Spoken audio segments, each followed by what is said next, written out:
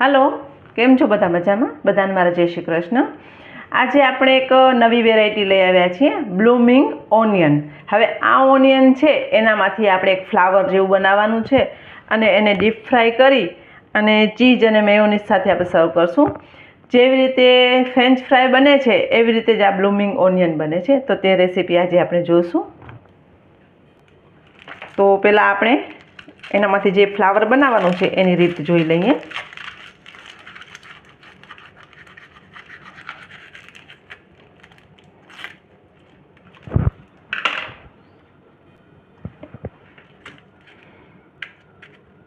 ડુંગળી મોટી લેવાની છે. એમાં નાની ડુંગળીથી નહીં બને, મોટી ડુંગળી આવે ને એ જ લેજો. અને સરસ લાગે છે, છોકરાઓને બનાવીને આપશો તો છોકરાઓ ખુશ થઈ જશે. આવી રીતે આપણે ડુંગળીના ઉપરનું ઉતારી નાખવાની છે.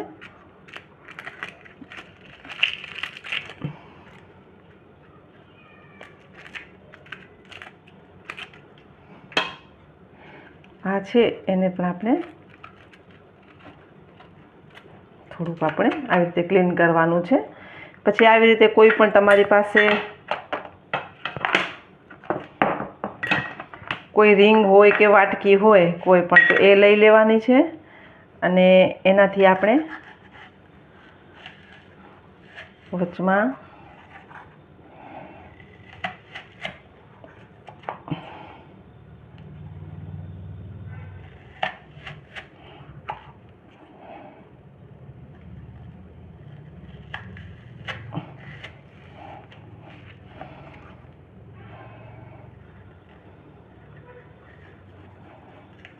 આ ઇફેક્ટ આપવા માટે જ આપણે મોટી ડુંગળી લેવાની છે.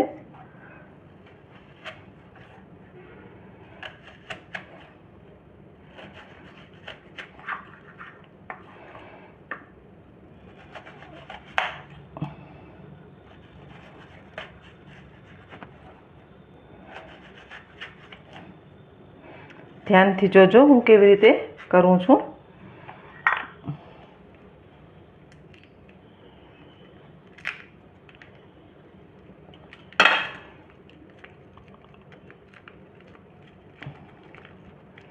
આપણે આવી રીતે ડુંગળી નાખી ખોલી નાખવાની છે, એટલે એક એવું ફ્લાવર બની જશે. એમાંથી તમે જોઈ શકો છો.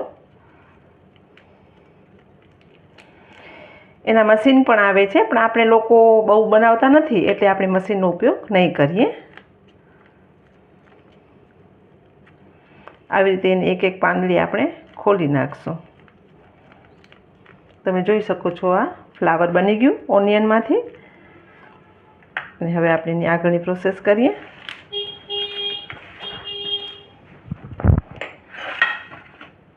સામગ્રીમાં આપણે મેંદો લીધું છે, થોડીક હળદર છે, ટેસ્ટ પ્રમાણે મીઠું છે, મરચું છે થોડુંક, અને કોર્નફ્લોર છે થોડુંક.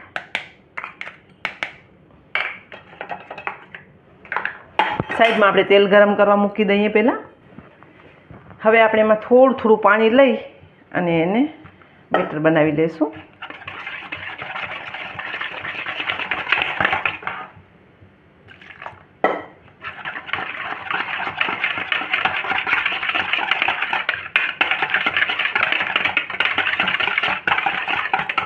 હવે આ ડુંગળી છે એને થોડીક વાર આપણે પાણીમાં રાખી દઈશું. આપણું તેલ ગરમ થાય ત્યાં સુધી આપણે એને પાણીમાં ડીપ કરીને મૂકી દઈશું. એની પાંદડી આવી રીતે ખુલી જશે તો એકદમ સરસ લાગતું હોય છે.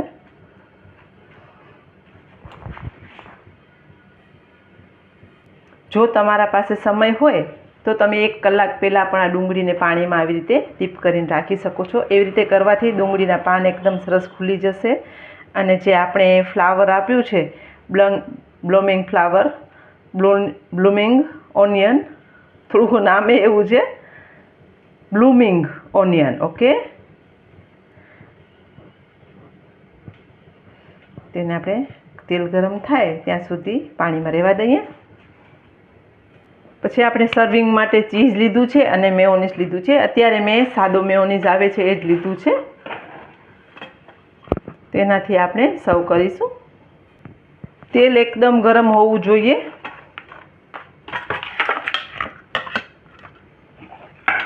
હવે આપણે જે બેટર લીધું હતું એ અને આપણે જે ડુંગળી ડીપ કરીને રાખી છે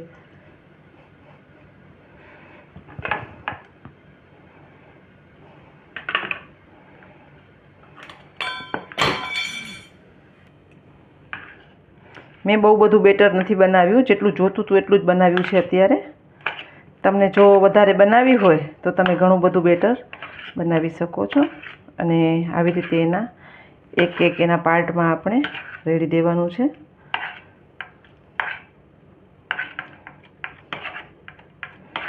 જેટલી કળી છે, જેટલી તમારાથી ખુલે એટલી કળીમાં તમે એને બેટર રેડવાનું છે. હવે આપણે આવી રીતે થોડુંક કોરો મેંદો લઈ લેશું. જે કોરો મેંદો છે એના ઉપર થોડુંક સ્પ્રિંકલ કરી દઈશું.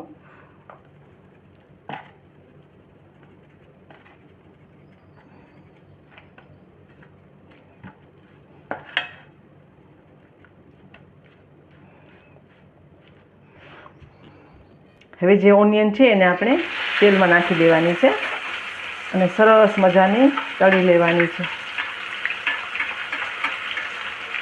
એના પાન ખુલ્લા કરતા જવાના છે અને તળી લેવાની છે.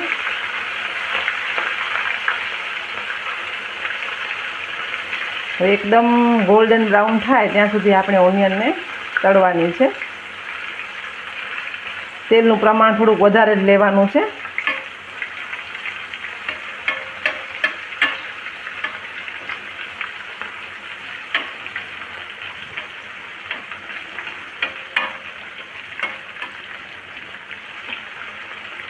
આપણે આ તો એટલી બધું પ્રચલિત નથી, પણ બહારના દેશમાં બહુ જ ફેમસ છે આ રેસીપી.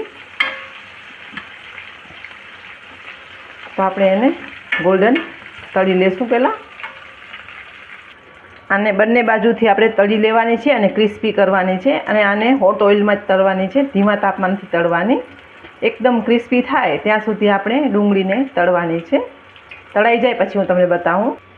તમે જોઈ શકો છો આવી રીતે એકદમ ક્રિસ્પી થાય અને બ્રાઉન થાય એવી જ તળવાની છે.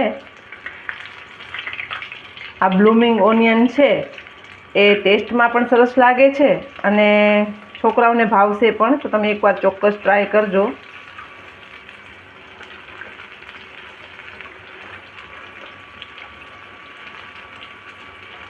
એની એક કળી છે એ કમળના ફૂલ જેવી ખીલી છે અને એ કળી બધી તળાઈ જાય એનો ખાસ ધ્યાન રાખજો. તો આપણી બ્લૂમિંગ ઓનિયન રેડી છે. હવે આપણે સર્વ કરીશું.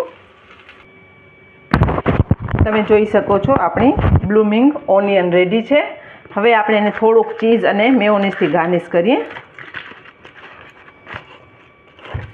કેમ કે છોકરાઓને ચીઝ અને મેયોનીઝ ભાવતા હોય છે, તો એને એવી રીતે ગાર્નિશ કરીને આપશો તો ખુશ પણ થઈ જશે અને બહાર જે એ લોકો ખાવા જાય છે એની ડિમાન્ડ નહીં કરે અને ઘરમાં જ ખાઈ લેશે.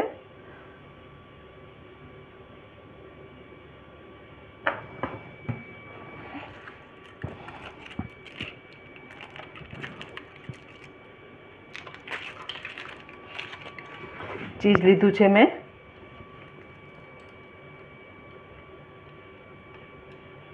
બહુ નહીં પણ થોડુંક આપણે એમાં ભભરાવીએ છીએ. તો એકદમ ઇઝી અને એવી ટેસ્ટી રેસીપી બ્લૂમિંગ ઓનિયન રેડી છે. એકદમ ઇઝી છે અને ટેસ્ટી બને છે. છોકરાઓને ભાવશે, મોટાને પણ ભાવશે. તો ચોક્કસ તમારા ઘરે આ રેસીપી એકવાર ટ્રાય કરજો. બહુ સરસ બને છે. બધાને મારા જય માતાજી.